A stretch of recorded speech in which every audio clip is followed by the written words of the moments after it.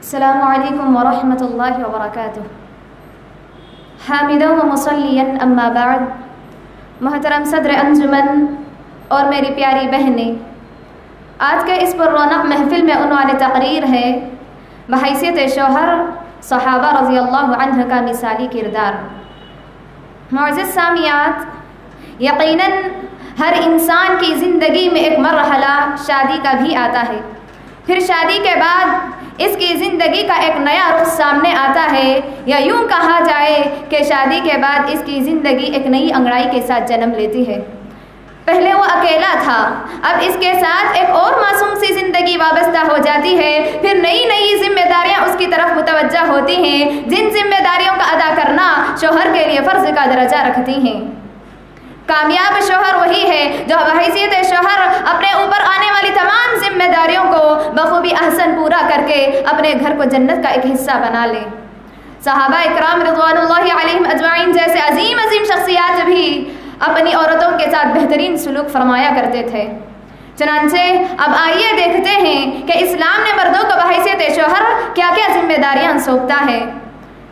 حضرات، مرد کی سب سے پہلی ذمہ داری مہر کی ادائیگی ہے، جو شوہر کی طرف سے عورت کے لیے حقوق زوجت کی بنا پر مقرر کیا جاتا ہے۔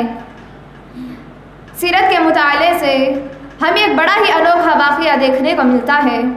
واقعہ کچھ یوں ہے کہ حضرت ام سلیم رضی اللہ عنہا، جو کہ حضرت ابو طلحہ رضی اللہ عنہ سے پہلے مسلمان ہو جاتی ہیں، پھر جب ابو طلحہ ان کی طرف پیغام نکاح کو بھیجتے ہیں تو ام سلیم فرماتی ہیں، اے ابو طلحہ، میں تو اسلام قبول کر چکی ہوں، اگر تم بھی مسلمان ہو جاؤ گے تو میں تم سے نکاح کر لوں گی۔ اسی سبب سے ابو طلحہ رضی اللہ عنہ مسلمان ہو جاتے ہیں، اور ام سلیم رضی اللہ عنہ کا مہر ابو طلحہ کا قبول اسلام رہا۔ سبحان اللہ۔ اس سے متعلق پیارے نبی صلی اللہ علیہ وسلم نے فرمایا، تمہاری عورتوں میں سب سے بابرکت والی عورتیں وہ ہیں جن کا مہر کم سے کم ہو اور وہ دین میں زیادہ سے زیادہ ہوں۔ لیکن آج مرد حضرات مہر کے سلسلے میں بڑے ہی کوتاہ نظر آتے ہیں، جبکہ یہ ان پر شرعی فرض ہے۔ انہیں چاہیے کہ وہ اس سلسلے میں اپنی بے احتیاطی سے باز آ جائیں۔ اسی طرح دوسری ذمہ داری اپنی عورت کے ساتھ احسن طریقے سے پیش آنا ہے، جیسا کہ صحابی رسول حضرت معاویہ قشیری رضی اللہ عنہ پیارے نبی کے پاس آتے ہیں، دریافت کرنے لگتے ہیں، اے اللہ کے رسول بتلائیے، ما حق زوجت احدنا علیہ، ما حق زوجت احدنا علیہ، کہ ہماری بیوی کا ہم پر کیا حق ہے۔ پیارے نبی صلی اللہ علیہ وسلم فرماتے ہیں، جو شوہر خود کھائے وہی اپنی بیوی کو کھلائے، اگر اپنے لیے کپڑے بنائے تو اسی سٹینڈرڈ کے کپڑے اپنے بیوی کے لیے بھی بنائے، اس کے چہرے پر نہ مارے اور اسے برا بھلا نہ کہیں، اور کہیں بلا وجہ اسے اکیلے نہ چھوڑے مگر اپنے گھر ہی میں، یعنی اسے طلاق دے کر اپنے سے الگ نہ کرنا، دور نہ کرنا۔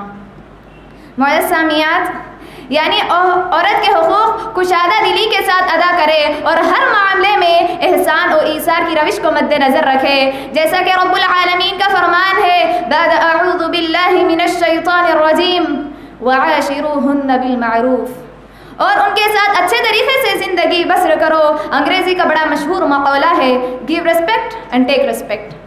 اگر ایک دوسرے کا احترام دلوں میں نہیں ہوگا تو اس کا نتیجہ بڑا ہی خوفناک ہوگا۔ اس کی وجہ سے گھر کا ماحول تبدیل ہو جاتا ہے اور بچوں کی شخصیت تباہ ہو کر رہ جاتی ہے۔ اسی طرح مرد کی ایک اور ذمہ داری بیوی کے اخراجات کو برداشت کرنا ہے۔